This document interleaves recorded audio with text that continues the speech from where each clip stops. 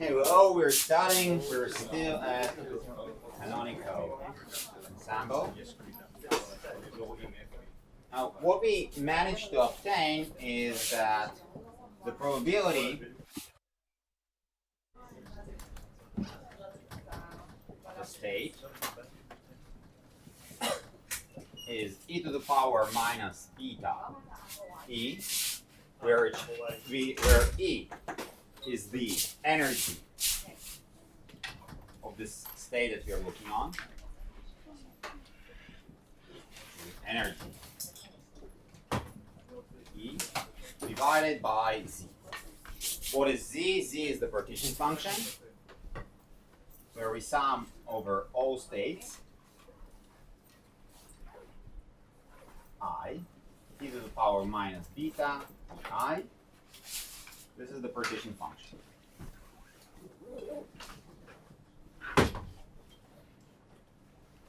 The connection to thermodynamical quantities is obtained from minus 1 over beta log of Z is the free energy.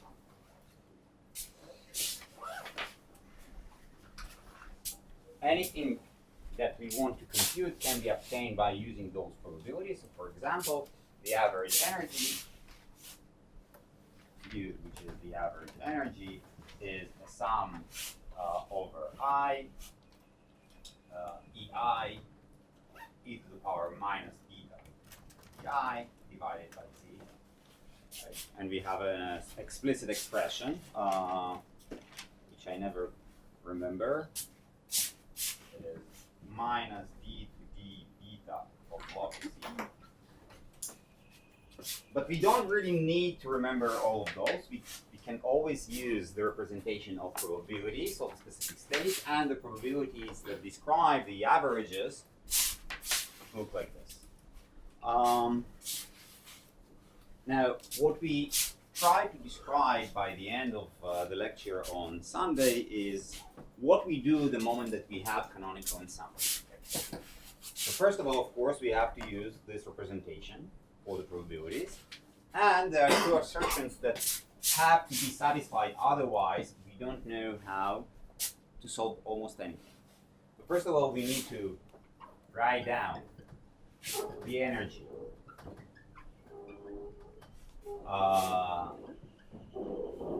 as an additive function of the particles.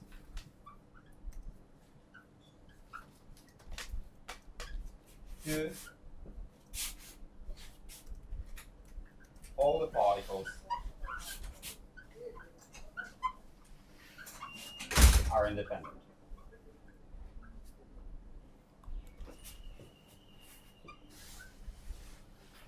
Now, I will put quotation marks on the word particles. Why? Because in some cases, the particles that we describe over here are not going to be particles at all. They're not going to be the original particles that describe the system. And basically, those two rules is the goal. Okay, so if we have a system, we always, in order to solve it for canonical ensemble, we always need to describe the system in terms of particles.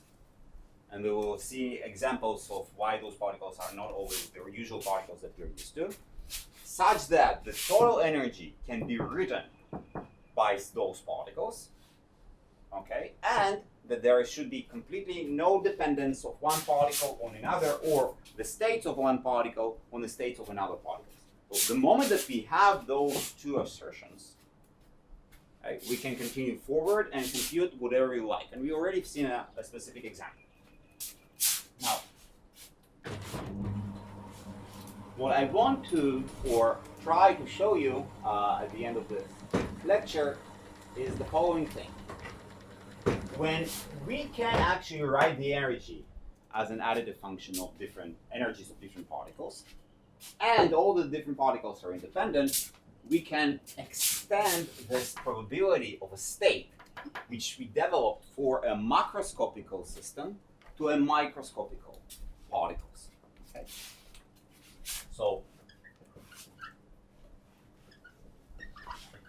macroscopical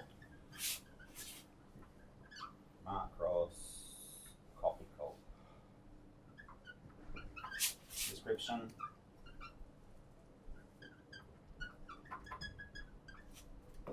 to microscopic description. Okay, so how we do this? Here is the probability of a general state of the whole system. But when I can write down the energy as an additive way, all right, and the particles independent, I can do a specific trick and basically say, well, the moment that all the particles are independent, okay, maybe I can write the probabilities of a state as a multiplication of the probabilities of the states of different particles, right? So it's usually what we are doing in probability theory, right? So if we have several variables, okay, stochastic variables, and we want to compute the probability of a specific coordinate, that the first particle getting x and the second particle getting y and the third particle is getting z, it always comes down to a factorizations and a multiplication of the different probabilities. The same goes over here, okay? So this is the idea. Now, in order to explain it, I want to use an example where I have two particles.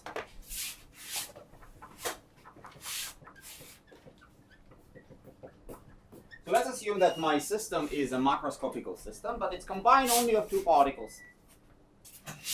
So the energy of the system is the energy of particle number 1, which can be in many states, and I describe by I, or let's call it J, states of particle. And there is also the energy of the second particle, okay, which I describe, and it also have different states, which I describe by this K letter over here. So state of particle number 1, and those are states of particles,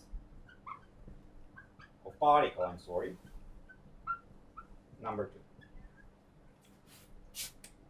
Okay, so this is our description. It follows the first assertion that we have. Indeed, we have the energy, which is the sum of the energies of the first particle and the second particle. The next assumption is that we can use is that the particles are independent. What it means. So let's assume that I want to compute a probability of a specific state. Now, the states are described by the state of the first particle and the state of the second particle.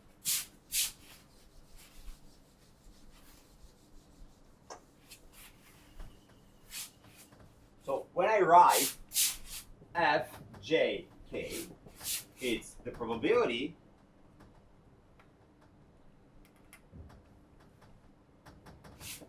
of particle number 1 to be in state I, j, thanks, and the probability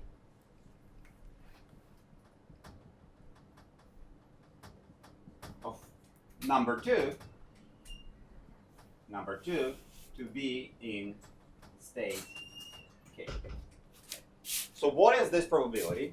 I know that it is e to the power minus beta, and here I have the energy of the state when the first particle in state j and the second particle is in state k. So what is this probability? So it is e1 to j plus e2 of k, right, divided by z.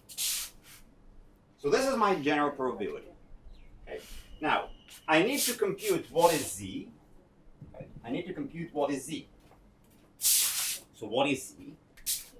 Z, it's a sum over all the different states. So I have to sum over all j's, and I have to sum over all k's, e to the power minus beta, e1 j plus E2k. Now, let's perform the trick that you already seen. Okay? I can say, well, let's first count on all the different j's and afterwards count on all the different k's. So basically j and k and E1j and E2k are independent. So I'm writing this down as a sum over j, sum over k of e to the power minus beta E1j multiplied by e to the power minus beta E2k. J is independent of k, so I can get it out of the second summation.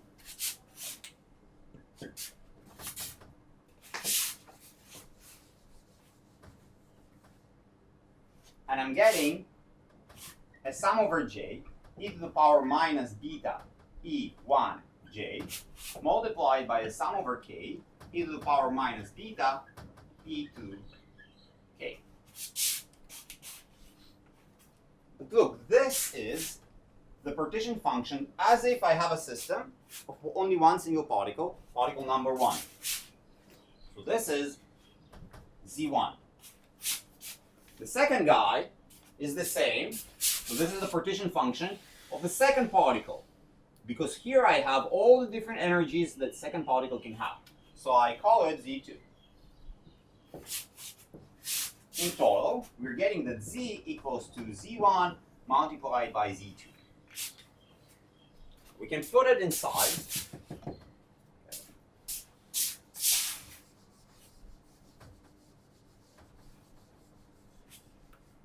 And what we're getting, that F jk equals to e to the power minus beta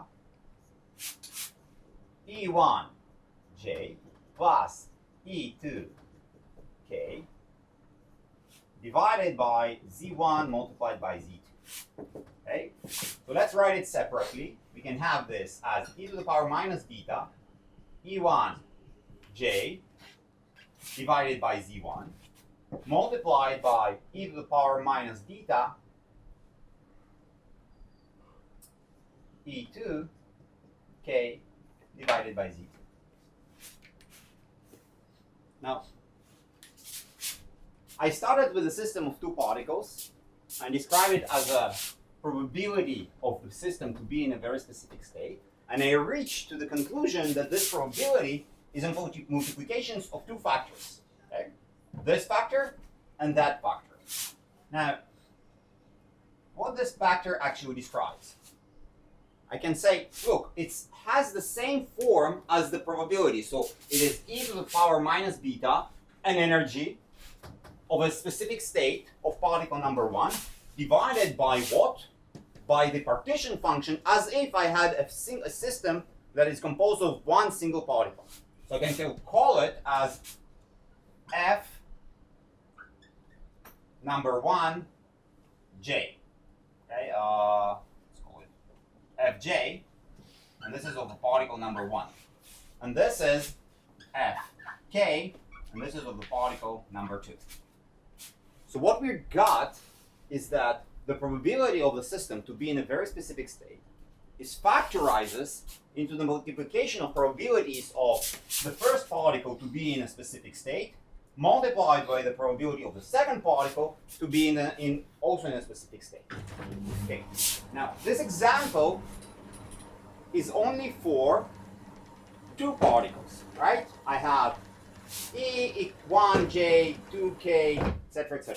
I can do something else. You can say, well, Stas, you started with something which looks microscopical, right? But if you had a macroscopical system, I can extend this argument not just for two particles, but for as many particles as I like. Yes? We assume that we can differ between the particles. Yes. We'll come to the Gibbs paradox later. Okay, so what if we have many particles and the system is truly macroscopical? So the first assertion says, Stas, you can write this down as the energies of different particles. So we have energy of particle number 1 in state J1, plus the energy of particle number 2 in state J2, plus you have the energy of particle number 3 in state J3, and you have in total huge number of particles, and can be an Avogadro number of particles. So you have e to the power e of n of Jn. Okay. So what if we have such a representation of the different particles? Okay. And we have an additional assumption. All the particles are independent.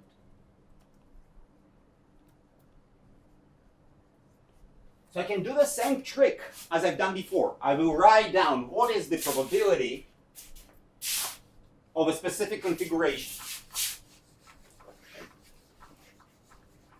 I can ask you f of J1 and J2 and J3 and Jn. So there's a probability that the first particle is in state J1, the second particle is in state J2, the third particle is in state J3, etc., etc., etc., etc. Okay? So it is going to be e to the power minus beta e, the specific energy of this state, divided by z. This I know, and this we prove for a macroscopical system.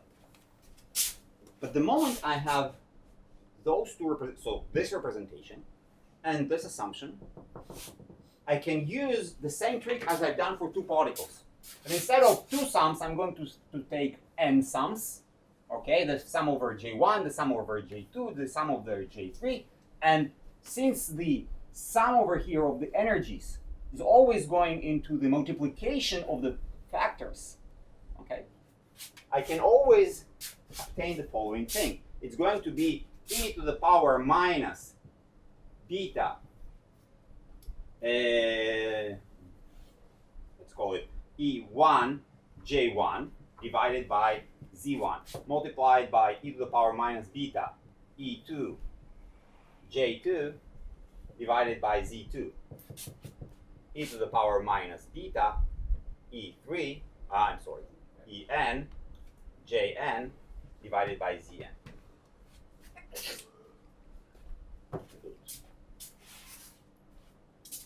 This is, what do you call it? The probability of a particle number 1 to be in state J1. F number 1 to be in J1. This is the probability of particle number 2 to be in J2. And this is the probability of particle number n to be in Jn. So basically, this factorization that comes due to the factor that we can write e to the power minus beta as a multiplication of different exponents, and the independence between the energies of the different particles. This is a multiplication of fj1 number 1 multiplied by fj2 number 2 up to f to the power n of Jn. Now this is an achievement. Why it's an achievement? Because this we proved for a macroscopical system. We have used entropies, we have a general representation of the entropy as the number of states, etc., etc. But it was applicable only for what? It was applicable only for macroscopical system because we needed something like temperature.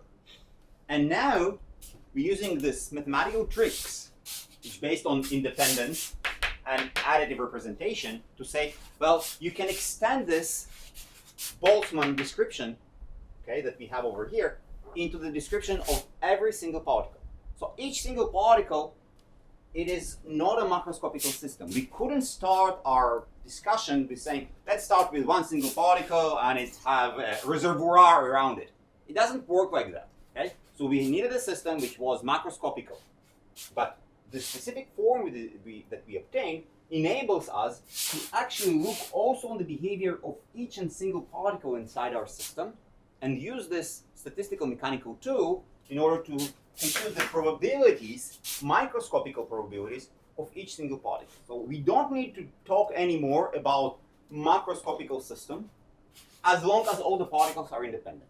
Okay? So we can apply this tool of statistical mechanics and this form of probability, okay, which is fji particle number I, it is e to the power minus beta e of ji divided by z of ji.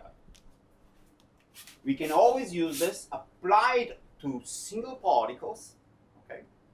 And then if you want to compute something about the great system, the general system, we can use the fact that the probability of being in a specific state for the macroscopical system is just a multiplication of all the different single states of the microscopical particles, okay? So the moment that you have independence and the moment that you have additivity of the energy, no matter what, how you manage to write it down, and it's important to write it down in this form, you just forget about the different particles, you focus on each and single particle over here, compute the probabilities, and that's it. Okay. So let's see an example where we can apply this method.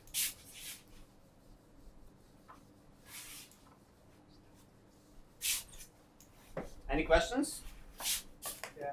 Yes. Shouldn't beta cancel out at some point? No. The beta over here? Yeah. No. It multiplies the energy.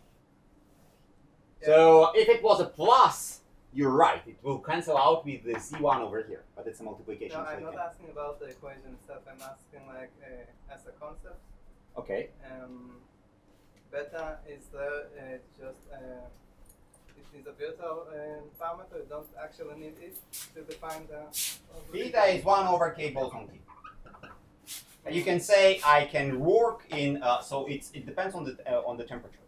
Yeah. It describes your system, how it's hot, how it's cold, and actually it's, if you remember the development of this formula over here, we used that t is constant, so beta is constant. It's a parameter of the system.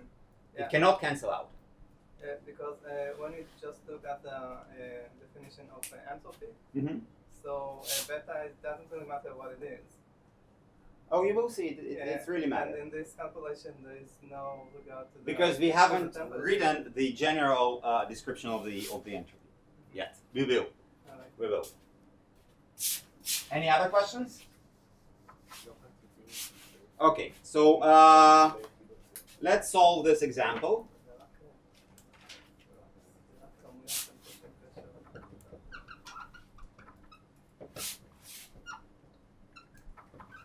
Polymer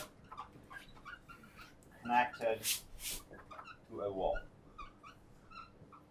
Okay, so what is a polymer? Do you know? So it's a bunch of molecules that are connected to each other. Okay, and those are macromolecules because they compose something which is really long. Okay. Those are monomers, so single building blocks. It can compose of several molecules, several atoms, depends on the type of the molecule itself. And they're all connected to each other by electromagnetic bonds, right? And they compose long, very extremely long chains. Okay. Great. There are actually a huge number of different interesting physical puzzles that are related to those polymers. Okay, in biology, in physics, and in chemistry. Okay. Now, we cannot describe explicitly as physicists all the different energies that connect all the different monomers. So we try to understand a little bit about the physics of the polymer by building a simple model that mimics the behavior of this polymer. So it's actually not something that I invented. There are several labs, many labs actually, that study the properties of this polymer, where you can connect one part of the polymer by some chemical adhesion to a surface, okay, and then you can connect the other part to a large bead, okay, large particle, okay, and then you can apply an electric force or a mechanical force on this bead and actually try to pull and push this polymer. And this how you can study the properties or the physical properties of the long chain. Okay, so for example, you can think about it. Well, it's if you connect it over here, does it behave as a spring? Yeah, the physicists always like to describe everything as springs. So what are the elastic properties of this long molecule? Right? How we are going to study it? Does the Hooke's law apply to it? Yes or no? How we're going to study? We're basically going to pull this, and we're going to measure the length, and we can measure the response of the polymer to the force that we are applying. So a lot of interesting questions can be learned by studying the response of the polymer to an external field that applied to the beam. Okay. As I told you, we cannot solve all the different aspects that are coming into why it's actually important, because DNA is a polymer, right? So if we want to understand something about DNA, we should understand something about polymers as well. Now, I cannot describe all the chemistry, I cannot describe all the physics, and I only can mimic, so this is the tools of statistical physics. I will try to represent a simple model that is simple enough, okay, that I can actually solve, and that mimics the behavior of this polymer. Now, the magic trick is you need to include enough physics and throw enough details out of the question in order to be able to solve it, but it shouldn't be too trivial, right? Because otherwise, well, what's the fun? Okay, so the model for the polymer that we have is as follows. So this is a wall, and each monomer is described by a segment. Okay. And all the different segments are somehow connected to each other.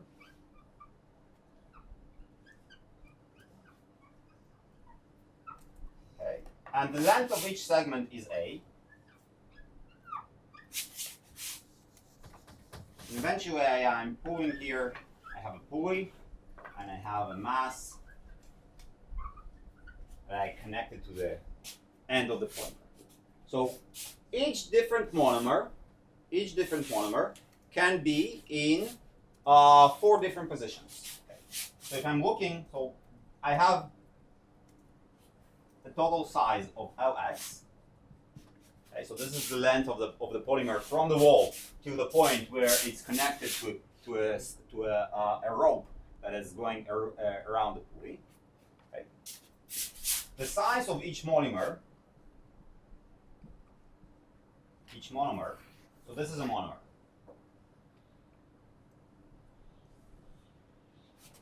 The size of each monomer has size A. Okay. And it can be in 4 different positions. Okay. So when I'm looking on each monomer, I can say it can be in this position, it can be in upwards position, it can be in downwards position, and it can be in the negative position. So if I have an arrows, okay, so to the right, orientation to the right, orientation to the left, orientation up, and orientation down. Okay. So those are the 4 different orientations that I have for the system.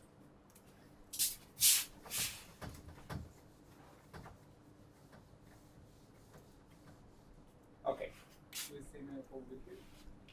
We will see what are the probabilities in a second. Okay. So the probabilities are going like this. Each time the polymer prefers to be in a flat position. So each time it's going either upwards or downwards, I call it an excited state. So for up or down, I want the polymer or each monomer to pay a little bit of a price for being in a upward position, because I'm pulling it to the right, and naturally it should be, the orientation should be as the orientation of the force that I am applying to it, but it can actually buckle a little bit. Okay, so small buckles that appears over there. So I'm saying that each time it buckles, the energy of the molecule of the monomer is actually going up a little bit.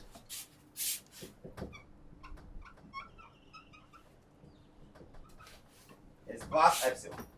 Okay. Okay. So I have a bunch of monomers.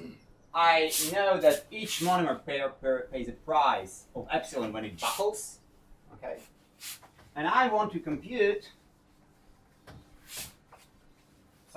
something about a physical quantity. So I want to compute dlx to d tau to d mg. Okay. So I can measure or I can modify the weight that I put here on the molecule, and I can measure the average weight, or I'm sorry, the average size elongation of the total polymer. Now, why I'm actually making this derivative? Because think of it, if Lx, let's assume that Lx, so this is an assumption, is some specific, let's call it L0, okay, plus a constant, let's call it kappa, multiplied by mg. Okay. So mg is my force. I can write instead of mg, let's assume the tau, the force that I'm applying. Okay, and this is the elastic constant of 1 over the 1 over the elastic constant. Okay. But this is the property that I can actually measure. Okay. I can measure this kappa. So I know that this dlx is kappa, okay, and I can measure it, and maybe afterwards related to some microscopic properties, which are this epsilon. So what is the price that the particle or each monomer pays in order to buckle? Okay, and maybe the temperature. Okay, so this is something that temperature I can control. The epsilon I cannot control, and this is maybe the microscopical quantity that I want to extract out of this model. Great. Now you notice that there is something fishy about this model. What is the fishy thing? So I'm plotting it to you that all those monomers are connected to each other, right? So the position of this monomer, it somehow may be related to the position of the next monomer and the next monomer and the next monomer. They can affect each other. Now, I don't want, or it's a little bit, it's actually hard to solve when there is a correlation between the orientation of one monomer and the other. I'm assuming that all the monomers are independent. They do not affect each other. So the position of this monomer is not affecting, the orientation of this monomer is not affecting the orientation of the other monomer. Okay, so this is a strong assumption that I put inside. And also I have to say that n number of monomers.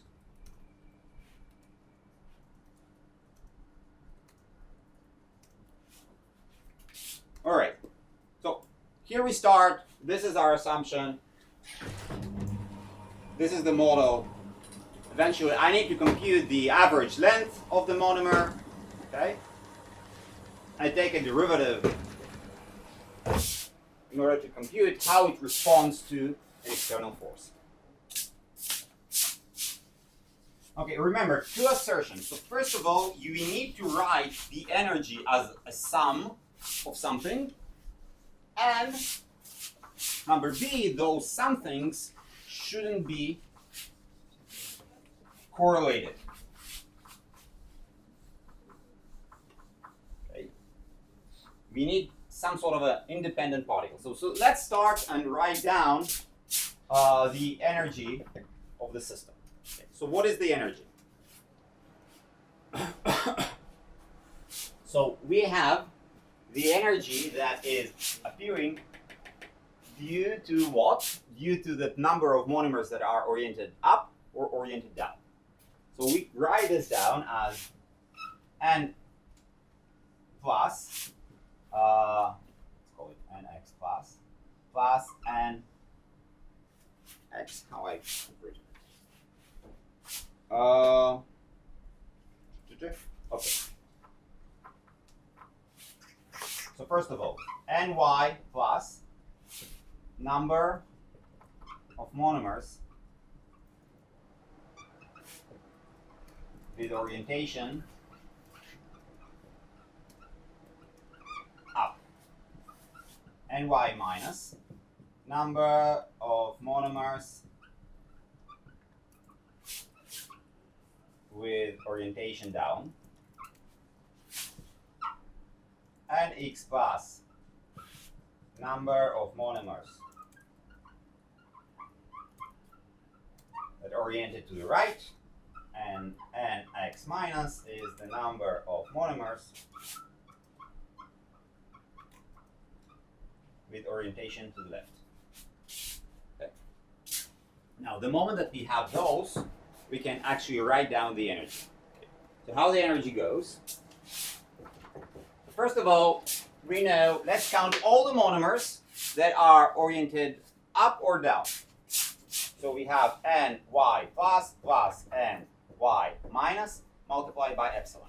Okay? So this is the energy due to buckling. Okay? So all the monomers that are not oriented along the x-axis and they buckle to the y or to the minus y, this is the price of the energetic price that the system pays. Okay? In addition to that, we have something else. We have plus Lx, okay, so the length of this guy, plus some L tilde, okay, which is maybe the length of the rope or the level with respect to which I'm describing my energy, multiplied by mg.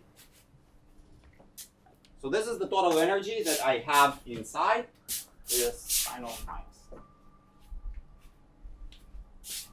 The longer, the larger Lx is, the lower mg can go down, the smaller the energy of the system, right? So this is why I have the minus over here. This is the potential. This is the potential energy of the mg. Okay. Now you can say, Stas, this is very nice. What is this L tilde? Okay. So this is a constant which is independent on all the different ny plus, ny minus, and x plus and x minus. This is a constant that is independent of them. This is some sort of a constant. Now, the moment that we have a constant or some sort a constant that enters the energy, we can always throw it away. We can always throw away a specific constant. Why? Because energy is always defined with respect to a specific level, so we don't care actually what this level is. You can maybe ask, but maybe it's not true. Maybe you actually need it, okay, for the probabilities, because the probabilities, remember, the probabilities are E minus beta E. So if we add a specific E0 over here, it can be important, right? But that the same is going inside the dominator. So here it's a sum over I, E minus beta, EI plus E0, and this E0 cancels out. So it is e to the power minus beta I divided by the sum over I, e to the power minus beta EI. So we don't care if we have some additive constant to the energy.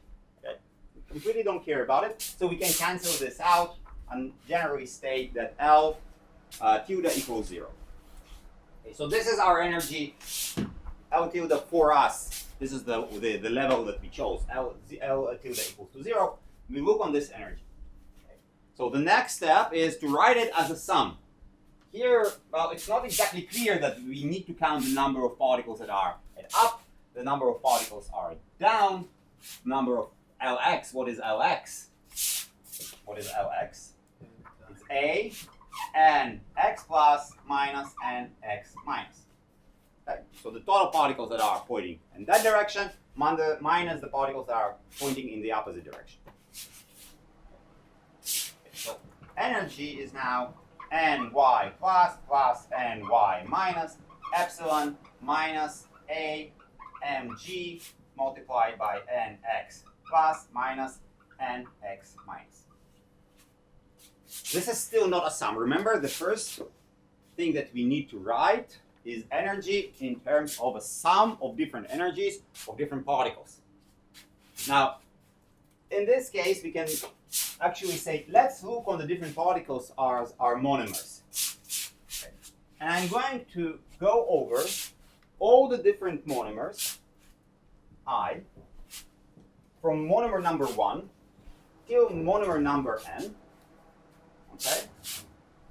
And write down the different energies of each monomer. We can say, stuff it's not true. Why it's not true? Because we already know what are the energies of the monomers. The energies of the monomers, if they're oriented along the x-axis, is 0. And if they're oriented along the y-axis, it's epsilon.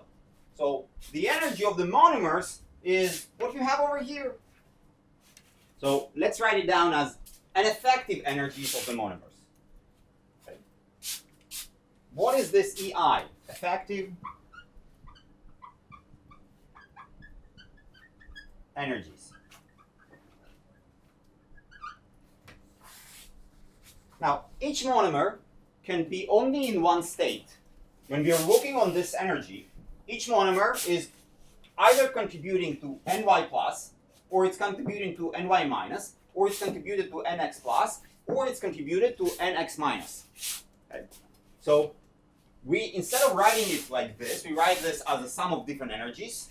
We go over each monomer and we ask, where are you located? Is your position is upwards, downwards, to the right, or to the left? Okay? Each monomer can have only one of those orientations. Now, if it's in orientation upwards, so it's contributing to this part. Okay? So for this specific orientation, the effective energy of the monomer is epsilon. For orientation along the negative y-axis, it's going to contribute to ny minus, it's also epsilon. If it's oriented to the right, it is located at nx plus, so it's minus amg. Minus amg. And if it's oriented along the negative x-axis, it's contributing to nx minus, so it's plus amg. Okay. So those are the effective energies of our monomer. So remember, the original monomers could have only 2 energies. And we couldn't operate with that. Why? Because we need to write down the energy as a sum. This is why we invented additional energies for the monomers. Okay? We introduced this term into the energies of the monomer. This is why we have minus AMG and plus AMG. Great. So we managed to do this, write the energy as a sum of the different energies of the monomer, effective energies of the monomer. The second step is to verify, are the different monomers independent, new particles. So the fact that I included additional energies for each monomer doesn't affect that they are uncorrelated. So when I structured this model, I actually said the monomers are unrelated to each other. They are independent. So assertion number 2 is also hold. So we have additivity, and we have independence.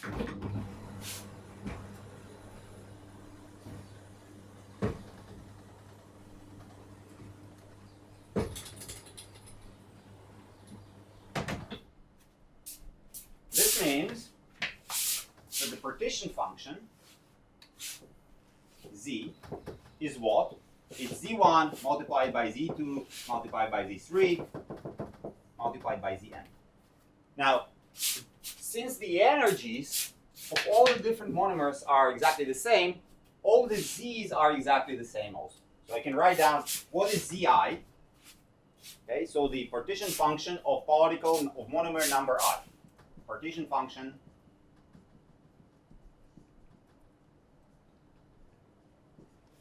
of monomer number I. It is e to the power minus beta epsilon plus e to the power minus beta epsilon. So this is the orientation up, this is the orientation down, plus e to the power minus beta, orientation to the right, minus AMG, and plus the orientation to the left, which is AMG.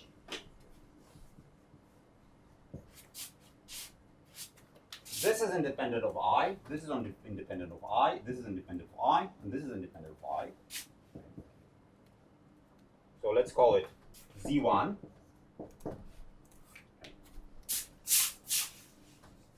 And Z1 equals to Z2 equals to Z3 equals up to Zn. So in total, we have Z equals to Z1 to the power n.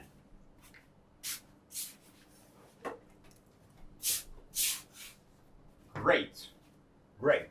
So now we have Z, and we can write down F equals minus 1 over beta log of Z. And compute whatever we want. But this is actually a hard way to follow. Compute the free energy and obtain different thermodynamical quantities from the free energy itself.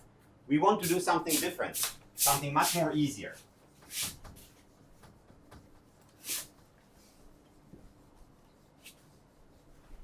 All the particles are independent. So we want to compute the what? The average length of the monomer. So what is this average length of the monomer? So this is the length of monomer number 1 plus the length over monomer L1x, the length of the LX1, the length of the first monomer. So basically its projection on the x-axis. It can be plus A or minus A. Of number 2, of number 3, of number 4, etc., etc., etc., up to number n. Average. Now, whoever passed probability 101 can say that probability of a sum is, not probability, the average of a sum is a sum of the average.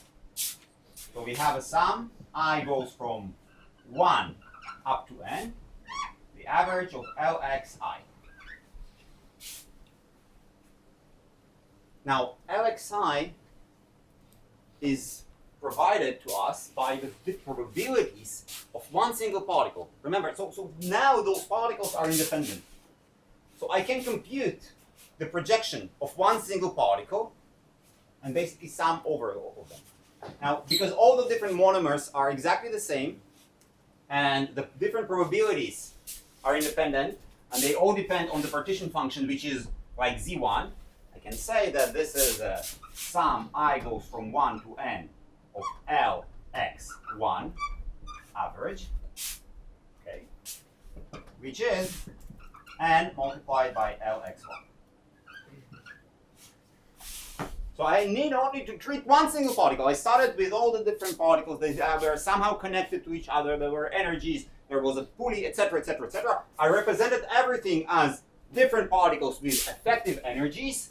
And those particles with those energies, I need to treat only a single one of them, one. And then I know the description of the length of everybody. Okay?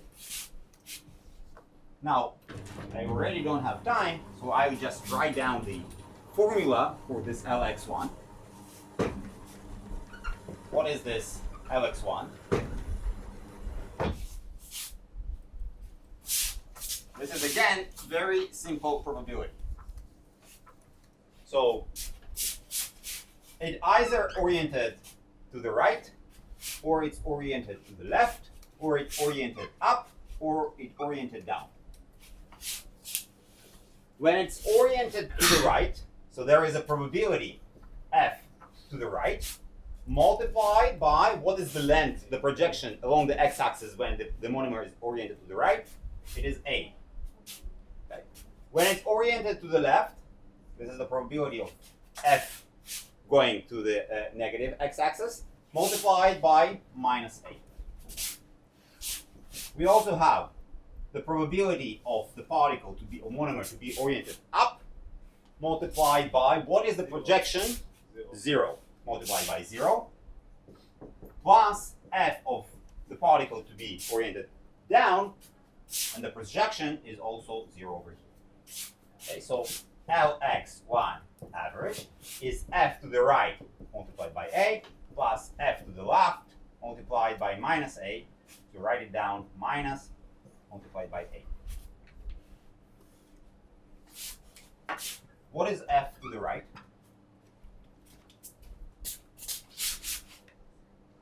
It is this guy, right?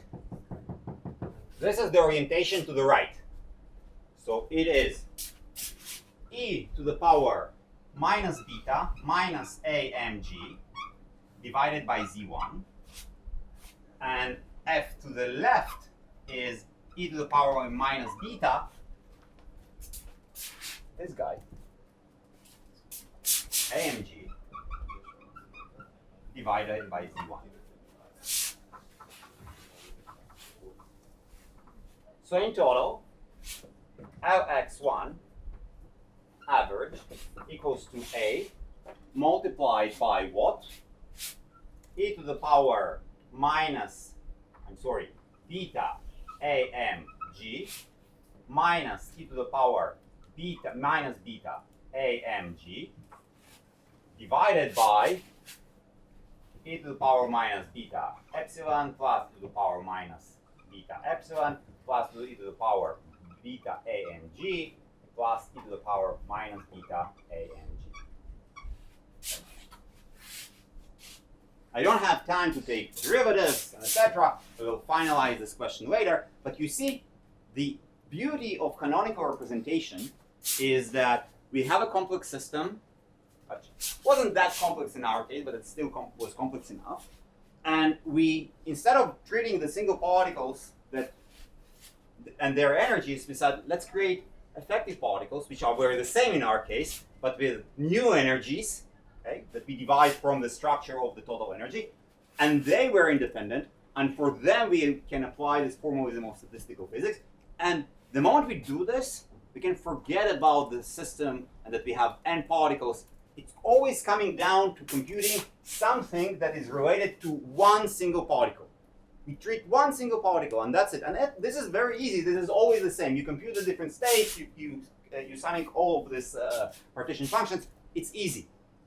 But it's easy only when we manage to factorize everything. When we manage to represent the energy in additive fashion, and we manage to say, doesn't always work, okay? But we manage to say that all the effective particles are independent. So always our goal in statistical physics, at least in this class, is going to take complex system and try to represent